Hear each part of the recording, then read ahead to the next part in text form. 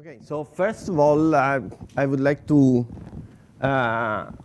thank the organizing committee for inviting me here. I'm really pleased to be here and present this work, which I think nicely connect to the presentation of Thierry. So I will. So I should change title because I think this is clear. I mean, as we saw from the previous talk by Thierry, I mean, optical lattices are ideal systems to study many aspects of strong correlations. And the talk I would like, or the work I would like to present is about our effort in trying to see if it's possible to find or to design a system where Majorana modes can be seen or measured in cold atom settings. As I will try to argue in the rest of the talk, I mean, nowadays we have several experimental confirmation of Majorana modes in solid states. So far as I know, there is no experimental results with optical lattices. And this work is trying to find a model which is experimentally feasible. So first of all, let me acknowledge the people with whom I collaborate in doing this work. It's Fernando Gemini and Marcello Del Monte in Trieste. Marcello is moved just recently and got a faculty position there. Leonardo Mazza now in Paris, Peter Zoller in Innsbruck, and Leonardo Fallani in Firenze.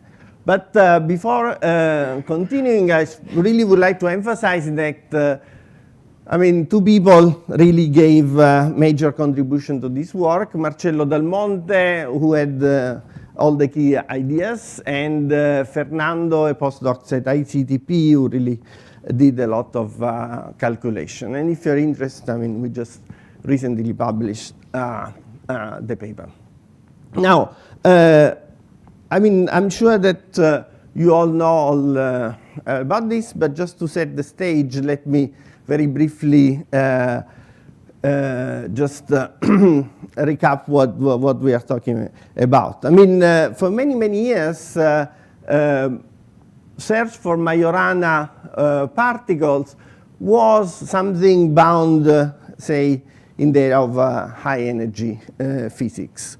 Situation changed a few years ago, where people realized that this type of excitations, and then we should not talk about particles, but rather excitation in a many-body system, could be interesting. Not only, I mean, could be found in condensed matter as well. I mean, and we know by now several models of topological superconductors, but also very important, the fact that the existence of these quasi-particles may lead to robust quantum information protocols. So the fact that the link between the existence of these exotic quasi-particles and quantum information pushed further research in this direction, so that people really wanted to look on models where to find Majorana excitations. Now, a key step, and of course I will not go in any details of the of the immense literature in the fields. So, but the key step was a formulation of a simple one-dimensional P-wave model by Kitaev that support topological quasi-particles at the edge. Well, the Kitaev model is It's very simple. It's just a one-dimensional lattice where at each lattice sites we have spinless fermions. There is a tunneling term, and there is a superconducting pairing of P wave. Now, Kitaev worked out the phase diagram for such a model, which turned out to be characterized by, as a function of the pairing and the chemical potential, by two phases: a topological phase which hosts Majorana modes and the normal phase outside. And I think it's very simple just to look at this special case that, where mu, the chemical potential, is 0, and where the pairing equals the hopping, where it is possible to find, if you write down each fermions in terms of two Majorana fermions, then the ground state takes, the Hamiltonian takes a very simple form in which there are two excitations. I mean, you can see one fermion with these two Majoranas, and then you see that if you just use this representation, when delta is equal to J, then two of these Majorana are left out of the Hamiltonian and are these 0 modes I was referring to. Now, how is it possible to realize the Kitaev model? So, well, actually, I think that these two papers were the first one to cook all the necessary ingredients to realize such a model. You need a wire in contact to a superconductor. That's not enough. Actually, key ingredients to realize Kitaev model is the presence of spin-orbit interaction. You need some Zeeman field, and as I said before, it is fundamental to have contact to a superconducting bulk material. Now, all these ingredients properly treated in some parameter regimes lead to the existence of these Majorana edge modes. And essentially, this system here, it's an experimental, it's an effective realization of the Kitaev model I mentioned before. So in this, I just show this, this famous results by the group of Leo Kavanoven, who was the first one to experimentally detect Majorana modes by spectroscopic measurements. Now, all this was, I mean, and then since then there have been several other important results that I'm not going to mention. What is the situation with the cold atoms? Well, actually, I mean, you can follow the same logic and try to realize the Kitaev model, but just following the same recipe that was analyzed in condenser, in solid state physics. And actually, this is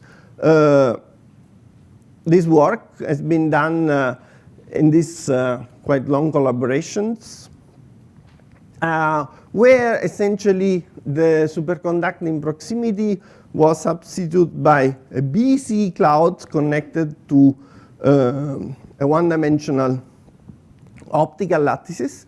Well, actually, things should work, but I mean, so far there are no real experimental progress in this direction. So now the question is that if this is the only one, the only way to proceed to look for Majorana in cold atoms, or there might be other ways to approach the problem. Well, in order to try to motivate these alternative routes, let me just mention a few things about Kitaev model. I mean, it's a mean field model. So due to this term, this model does not conserve number of fermions. And actually, there have been quite a lot of discussion in the literature trying to understand what is the role of, I mean, if number conservation is necessarily important, and how Majorana excitation would show up in system in a number conserving settings, or in cases where sorry, pairing is not defined because of, for instance, quantum fluctuations. Well, actually, all this discussion has several reasons behind it. Of course, there is just a truly theoretical interest in understanding Majorana physics in a number conserving settings, but approaching this problem in this way may lead to some also novel schemes for implementation. Okay? The price to pay is that if we move away from mean field, then the problems becomes, I mean, one has to find ways to solve a possible complex many-body problem.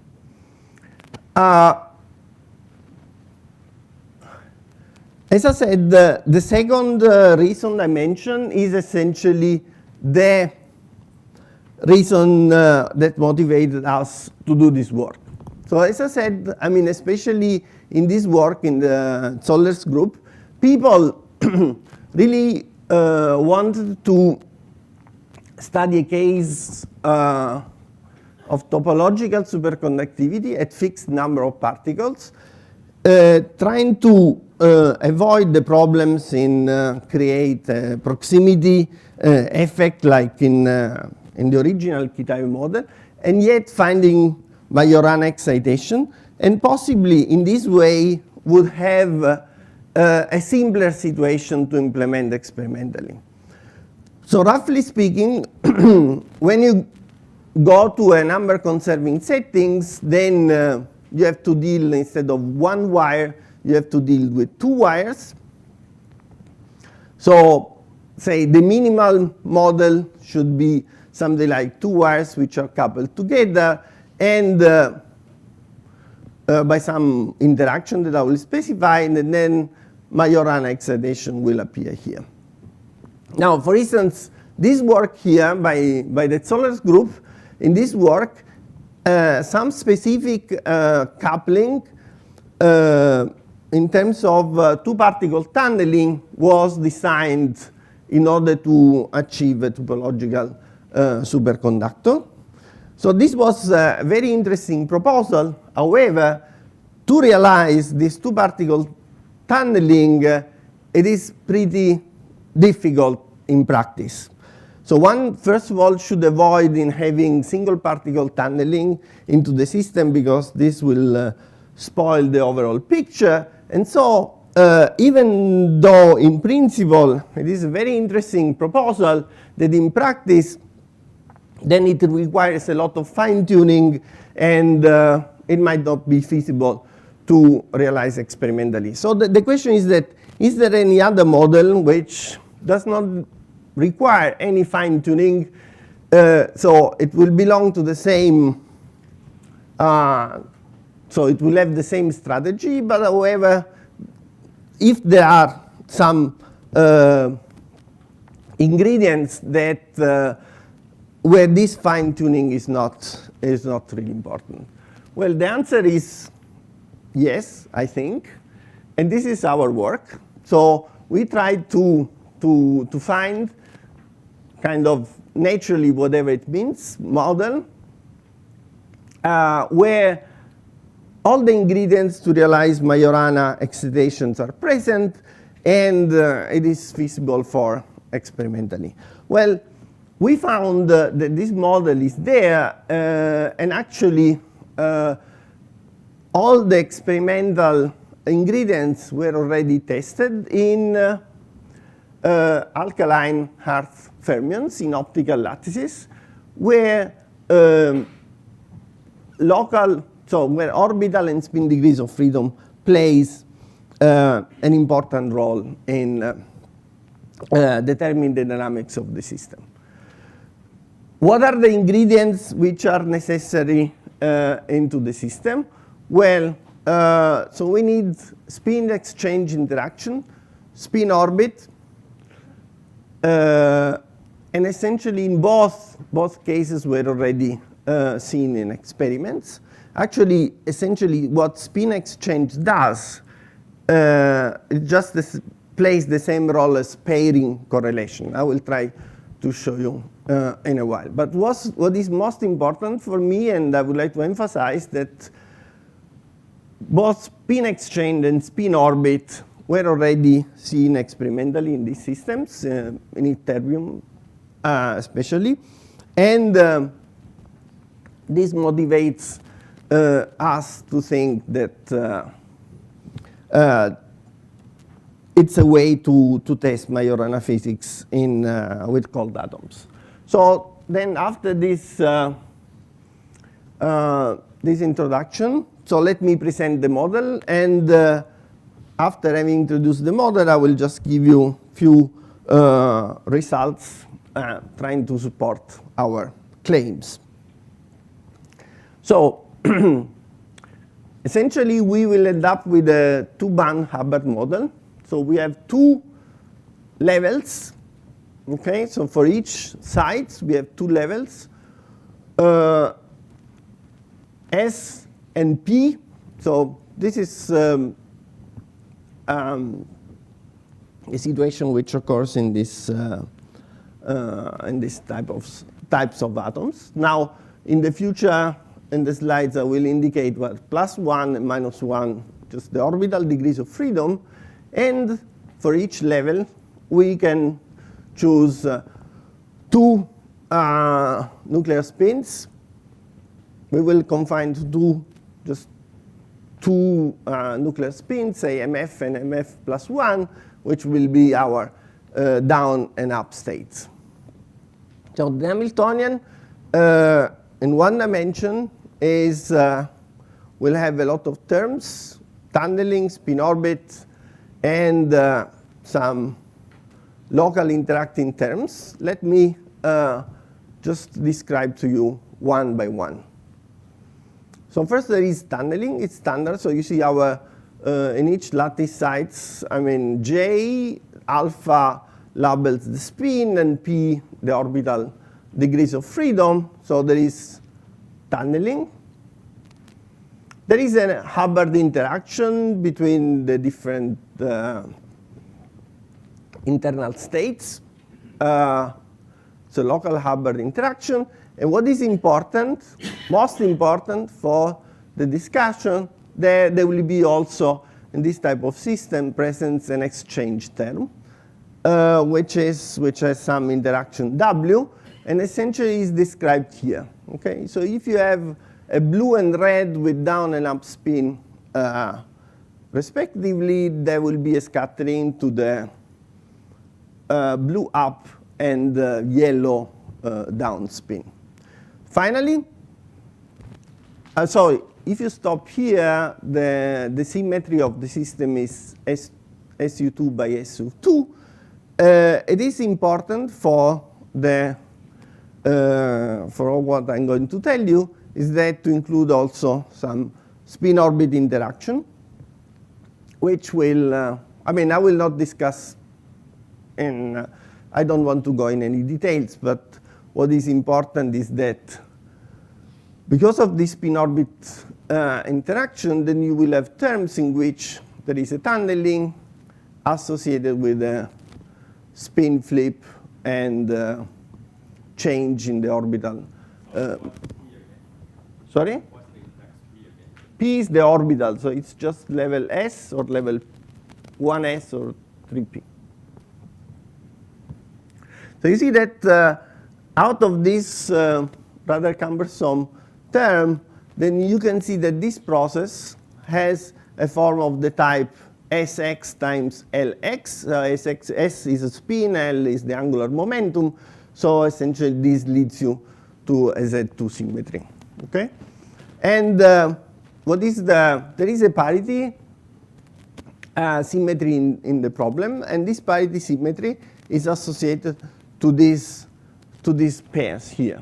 Up 1 and down -1 is conserved. The number of these pairs of state is conserved modulus 2. Okay?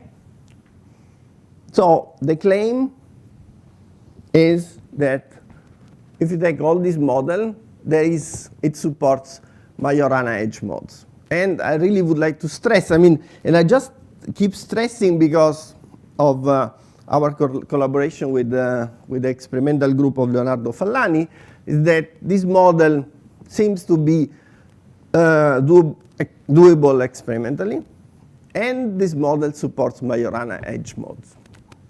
Okay, so how did we check this? So we checked with several analytical and numerical methods, with bosonization, DMRG, and we try to make connection to some exactly solvable model, which I will tell you in a moment. So I will mostly concentrate on DMRG, and we checked the properties of the gaps in the system, the entanglement spectrum, the properties of the decay of correlators, and just to show the presence of these edge modes, we just look at edge correlations. In the last part, if I will have time, I will briefly mention about this connection to an exactly solvable point that enable us to have some extra confidence in our analysis. So I think I will skip this. So very briefly, just using bosonization, what we did was to see that there is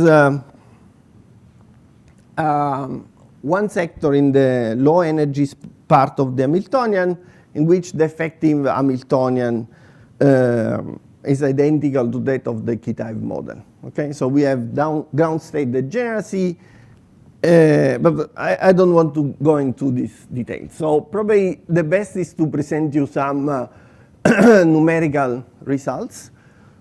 So we took, I don't want to go into details of the various parameters. We don't have still a phase diagram of the model. So I will present you those cases in which we see edge modes, which appears typically when the exchange interaction W is sufficiently strong. So the first good indication that appears in the entanglement spectrum, so we just took the reduced density matrix and just to look at its eigenvalues, and these are all double degenerates. This is for the two cases of the two different fillings. What about energy gaps? So there are two different types of energy gaps that we had to consider. There is one in which, and I'm sorry for the confusion, I just realized now this -1 and 1 refers to the parity sector, okay? So it's not the orbital, but it's just the parity sector. So this is the gap by changing the parity sector, and the gap drops down exponentially with the system size, okay? This is good. If we, however, just look at the excitation gap in the same parity sector, then the gap decreases as a power law. And this is, I would say, typical of several other models of this sort. So there is always a sector in the model which has gapless excitation. In this case, the gap decreases as L to the to the minus 2. What about correlation function? Okay. Now, for the correlation functions, what we saw is the properties of the single particle Green's function, which should be somewhat sensitive to the parity gap. And you see that inside the bulk, the correlation function will decay exponentially, okay, with the distance. Just again telling you that the parity gap is exponentially. I mean, there is this parity gap. It is interesting to look at the edge-to-edge correlations. And now, because of this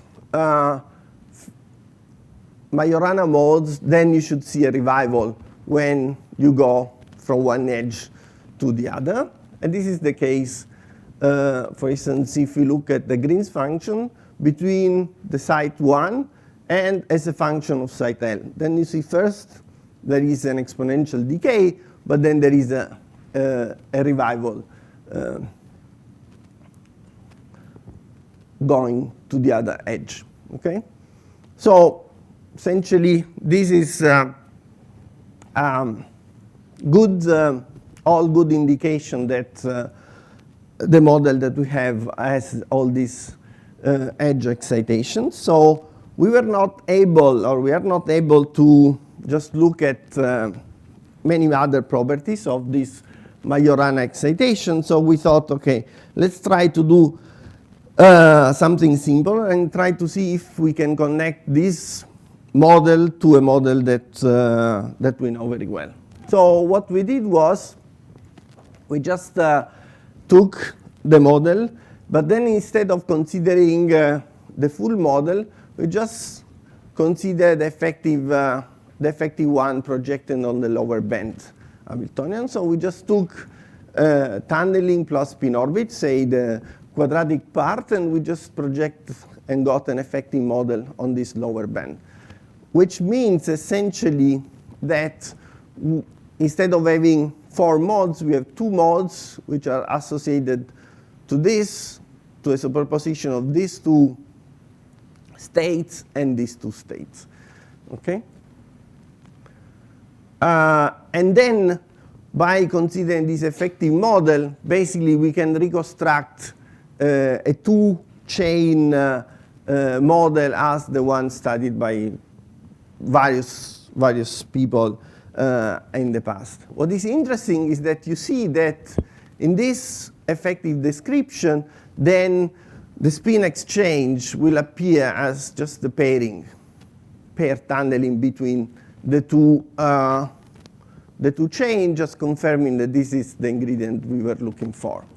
Now, why did we do so? We did this because actually we have in this system, I mean, with 2 wires and interaction, we have a case in which we know how to solve exactly.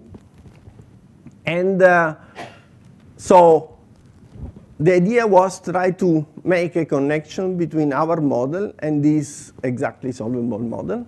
So I would say I just open a brief parenthesis and explain you a little bit about this exactly solvable model. And in order to do so, I have to go back to the Kitaev model, again in this special point, mu equals 0 and delta equals j.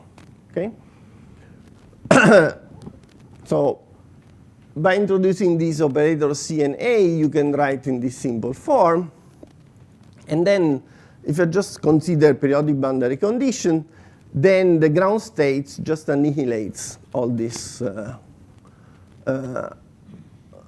operators, calligraphic L. And in this way, you can find the ground state, okay?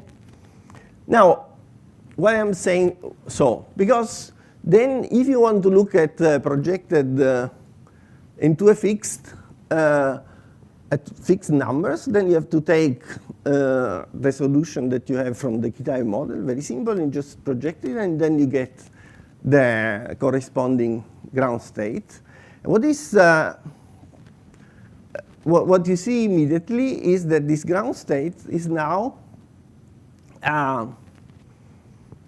the ground state of such an Hamiltonian here, in which you have to consider this operator C and A. Okay, so you have to find the ground state of such an Hamiltonian.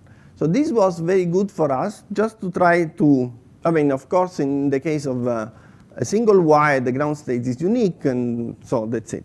So we just want to use this recipe to try to find a case in which we know how to find the ground state, and but where Majorana excitation are still present.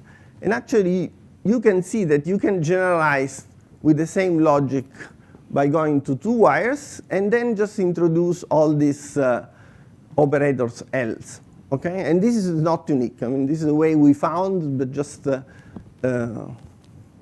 try and error. Okay, so I don't have a deep understanding why this is a good choice. But then you see that if you just write, you take an Hamiltonian as a sum of all these operators L dagger times L, then the ground state, it is possible to find the ground state exactly, and you can just work out all the properties of the Majorana excitations at the boundary. So the model looks really ugly, and it is exactly solvable when these parameters lambda equal to 1. So we did by some numerical DMRG and found that it's topological in this region and normal for lambda larger than 1. So this was for this exactly solvable model. So why we're interested in this? Well, actually what we did was we just add terms in our Hamiltonian, which will represent both some extra contribution to the interaction and some extra contribution to the spin orbit. So moving away from the system which is experimentally realizable. But however, in this way, we could just smoothly connect this point, let's call it this physical model point, to this other model point, which is the exactly solvable point. Okay? So we wanted to see if these two models, our model and this strange exactly solvable case, could be connected in a nice way. Okay? So what we saw is that just by moving through this path, then we saw that the gap in the single particle Green's function never closes. And so this gives some extra confidence that, I mean, the properties of the edge modes that we are observing here should be closely related to the one of the edge modes that we know to study in detailed form in these exactly solvable points. And this is, for instance, the case of the edge-to-edge Green's function for different values. So these different colors are different points in this path here, starting from the blue, which is the physical model, and ending out in this yellow. I'm not able to know with colors, okay? But I guess it's kind of yellowish, which is the exactly solvable model. And then you see that you really have all these edge correlators. Okay, so I guess with this, I would like to conclude, and just saying that we have a model which it's essentially two band Hubbard models with spins. In the presence of spin exchange and spin orbit couplings, this model supports Majorana edge modes, And what we think is that the nice things of this model is that it is a possible realistic route towards the realization, experimental observation of Majorana excitation with cold atoms. So with this, I thank you for the attention. Thank you very much. So this talk is open for question. Yes, please. Any mic for this one? Can you tell your name, please? My name is Ortiz from Indiana University. So I have a couple of related questions. So one is, if the system, become gapless, at least in those points. So how resilient is going to be this non-abelian braiding? That's question. Yes. And the other so is... the answer is very simple, I don't know. Okay. So frankly speaking... And the other related question is, these many-body Majorana modes, are they anti-commuting with fermionic parity? Or they are Majorana-like? They are Majorana-like, yes. Okay. Okay. Okay, thanks. Thank you. Next one. Yes. Could you put your Hamiltonian up again? Yes. So the question is, it seems as if the A's and the B's together are conserved, but the A's and B's separately are not. Is that correct? Yes. So it's like two Kitaev models put together? Oh, sorry.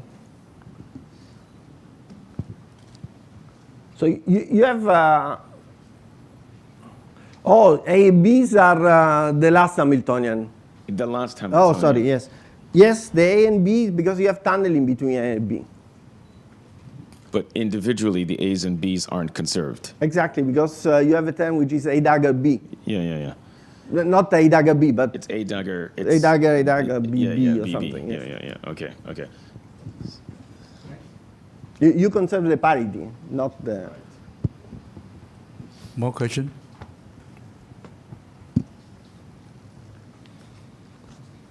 I think, Greg, you have another question.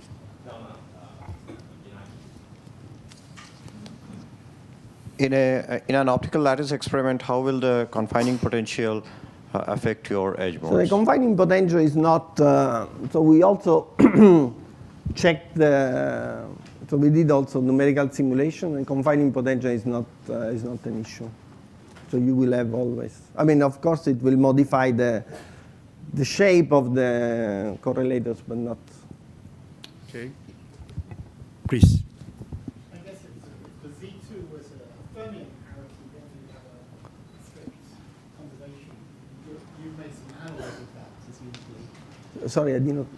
Since you're not using true fermion parity, Yes. the Z2, how robust is this? Is your Z2 symmetry very fine-tuned? So the Z2 symmetry is induced by the presence of the spin orbit, what I mentioned as a spin orbit coupling. If I understand correctly, so I don't need any fine-tuning of parameters.